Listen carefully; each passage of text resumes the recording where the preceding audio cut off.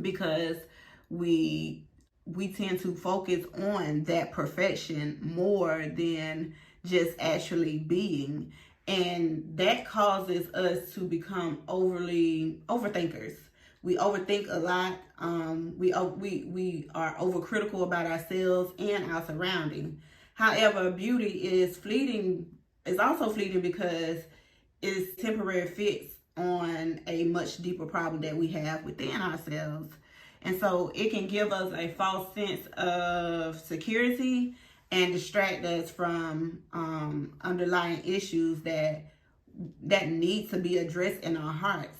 And in the end, beauty can be deceiving and cause us to overlook the true nature of a situation, again, putting us in a place where we are trapped. The beauty of trap. We are trapped in this place and we cannot find a way out because beauty has us stuck.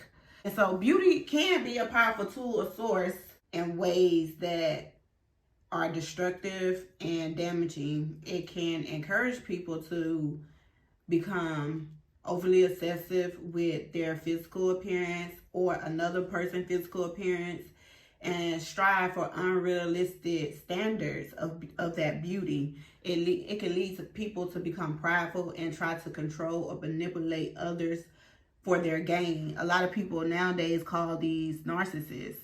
And we talked about that in the other video. Furthermore, beauty can lead people to be misled by their desires and they can lose sight of their morals and religious values. And so I want to go into telling you a part of my story as to you a better understanding of this beauty and how it can be fleeting. As a child who was sexual abused, I used to feel ugly and thrown away. I used to feel unworthy. I would like boys in school and they would overlook me because all the other girls was pretty.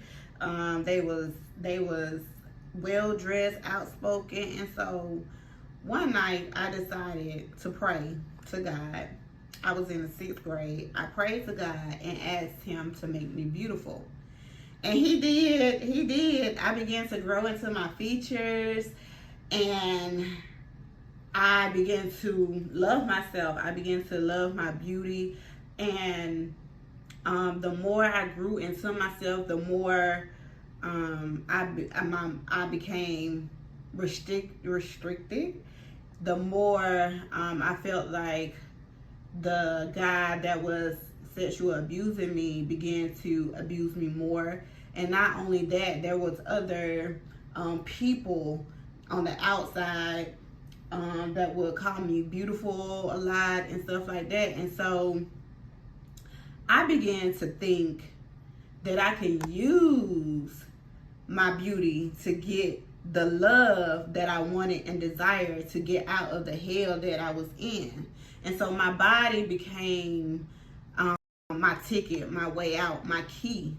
My beauty, my beautiful body and my beautiful face was my way out. It was going to attract me to the little boy that I wanted as a teenager. And then as I got older with this, with that same mindset as an adult, it would attract me to the man that I wanted. And he was going to love me the way that I wanted him to love me through my beauty. And so I thought my beauty was going to keep a man until it didn't. And then it didn't again. And then it didn't again. And now all of a sudden in these relationships, I'm having issue after issue after issue after issue. So I would use my beauty to show love through my actions. And in these relationships, it just wasn't adding up. Like they would get so confused. And finally, it had got to the point to where I just knew, like, my beauty wasn't enough. But I didn't know what else was enough. Like, I was confused at that point, because I was like, I don't know what else could make this person love me if my beauty is not enough. And so I wanted those men and those boys to love me in the same way. But in hindsight, it wasn't that I wasn't enough or that my beauty wasn't attractive. It was just that beauty is fleeting.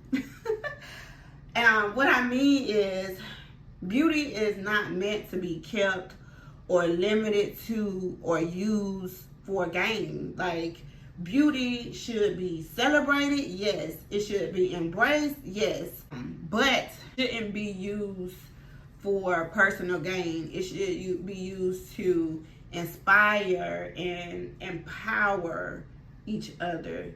It should never be used to restrict or limit someone's potential, or it shouldn't be used like I used it as a tool to obtain an advantage, which was my advantage was to get love out of a guy.